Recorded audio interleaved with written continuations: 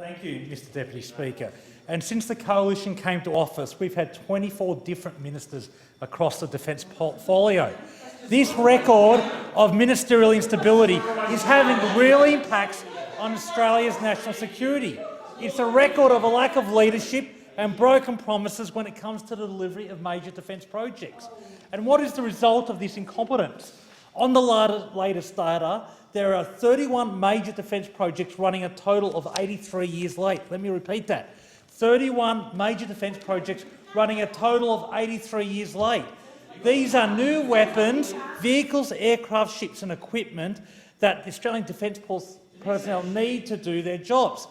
For example, the $3.8 billion MRH-90 helicopters are running more than 7 years late in achieving final operational capability. And last month we learned that the MRH-90s can't fire their weapons at the same time as troops are roping in or out of the cabins. A serious problem in a helicopter which is supposed to be used by special forces. All because the Howard government botched this project at the outset and because the current Defence Minister has failed to get this project back on track. And it's not just the MRH-90s. The $1.4 billion project to acquire 10 new battlefield aircraft is running 3 years late. And it's been revealed that these battlefield airlifters will not be able to fly into battlefields. Just think about that, Mr Deputy Speaker. This government is spending $1.5 billion on battlefield airlift aircraft that can't even fly into battlefields. The $5.4 billion project to acquire 12 P-8 Poseidon Maritime Project patrol aircraft is running 2 years late. This has implications for defence and border protection operations. And the $1.1 billion upgrade to the Jindalee operational radar network is running 18 months late.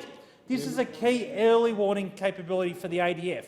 Deputy Speaker, the first responsibility of any Australian government is to protect the security of our people. That requires a well-equipped defence force with the resources it needs to defend Australia and advance our national interests. From the opposition's point of view, there will be a bipartisan approach to the fundamentals of defence policy, but we'll always hold the government to account for its performance, accountable for the mismanagement of defence projects, which makes it harder for Australian soldiers, sailors and aircrews to do their jobs. The latest budget papers show not only mismanagement but broken promises by this government when it comes to investing in defence equipment. Defence's PBS shows that the Morrison government spent nearly $6.7 billion less than it promised on new defence equipment since 2016. Let me repeat that, a $6.7 billion cut. And $5.7 billion of this $6.7 billion shortfall is in major capital investments, such as the JSF, the future frigates and offshore patrol vessels. These are key projects that are missing out on funding that was promised by the Morrison government in the 2016 defence paper. The government likes to boast about its defence investments, but the reality falls way short of the rhetoric. 31 projects running a total of 83 years late. An investment in defence projects $6.7 billion less than promised. Consistent underperformance and sustainment, where Navy availability is 14% lower, RAF availability is 21% lower, helicopter availability is 26% lower in terms of hours.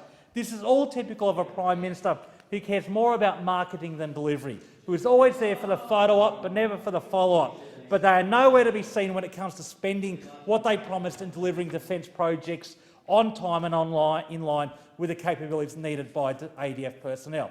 So my questions to the Minister is, why has this government underspent its promised defence capital budget by $6.7 billion since 2016-17? What defence projects have been delayed, scaled back or cancelled due to these broken promises? And to the Minister for Defence Industry specifically, at this consideration detail last year, she said her job was to deliver projects on budget, on spec and on time. So given this appalling performance, will the Minister resign, or will she just let the Prime Minister sack her in the reshuffle later this year? Will she just let the Prime Minister do the work when he reshuffles in a month's time? Will the Prime Minister do the job for her, or will she have the honour to honour her commitment from last year, where she said her job was to deliver projects on spec, on time and on budget, and she's clearly failed and she should resign?